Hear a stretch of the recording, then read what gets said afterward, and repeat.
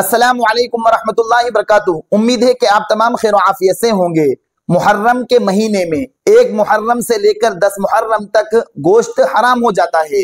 अगर कोई शख्स मुहर्रम के महीने में गोश्त खाएगा तो उसके घर में पूरे साल बरकत नहीं होगी, बल्कि वो परेशान रहेगा, उसकी जिंदगी ओझल हो जाएगी, बहुत परेशानी में उसकी जिंदगी गुजरेगी। ये बात आवाम के दरमियान में बहुत ज्यादा मशहूर हो चुकी है, ये बात बहुत ज्यादा शेयर की जाती है। बल्कि बाज हमें जो हमसे ताल्लुक रखते हैं वो हमें बतलाते हैं कि मुफ्ती साहब हमारे घर में 10 दिन तक 1 मुहर्रम से लेकर 10 मुहर्रम तक बिल्कुल भी गोश्त नहीं बनता है, बल्कि जो हमारे मोहल्ले में गोश्त बनाते हैं उसे बुरा समझा जाता है, उसे बेकार आदमी समझा जाता है। हालांकि शरीयत का सही मसला क्या है वो आगे हम आपको तफसील से बतलाने वाले हैं। बस आपसे दरखास्त ये है कि अगर आप हमारे इस चैनल पर नए हैं तो आप हमारे इस चैनल को जरूर सब्सक्राइब कर लें और साथ साथ बेल आइकन भी दबा दें, ताकि जब भी हम कोई नई वीडियो अपलोड करें नए नए मसाइल के बारे में या और किसी मसले के ताल्लुक से बारे में जो हम आपके वीडियो बनाएं तो उसकी अपडेट आप तक पहुंच जाए।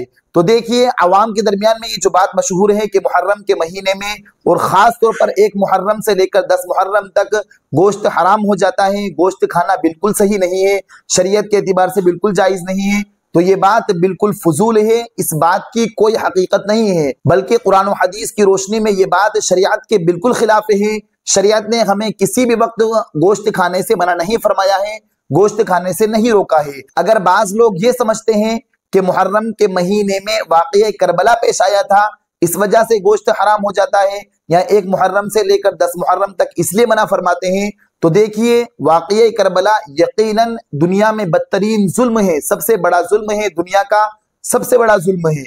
और हजरत हुसैन रज़ी अल्लाह तआला अन्हु और तमाम अहले बैत की जो शहादत हुई है वो यकीनन काबिल मजम्मत है, लेकिन सिर्फ इस वजह से गोश्त को हराम करार देना ये बिल्कुल सही नहीं है। इस वजह से कि अगर सिर्फ शहादत करबला की वजह से, जो करबला में शहादत हुई है, इस वजह से इसको हराम करार देंगे तो आप गौर करें कि फिर किसी न किसी महीने में, साल के हर किसी महीने के अंदर किसी बड़े सहाबी का या किसी बड़े ताबिई का इंतकाल हुआ है या शहादत हुई है।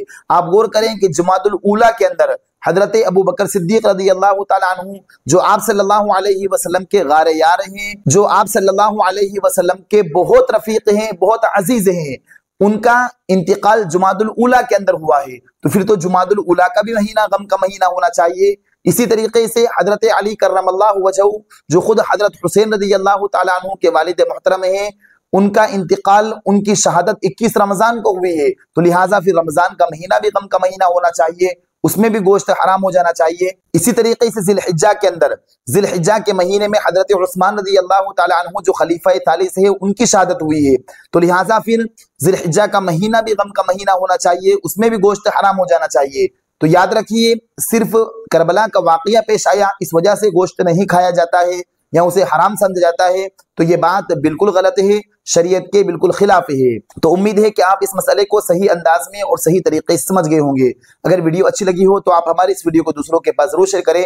फजज़ाकुमुल्लाहु खैरन व अहसन जज़ा। अस्सलामु अलैकुम व रहमतुल्लाहि व बरकातुहू।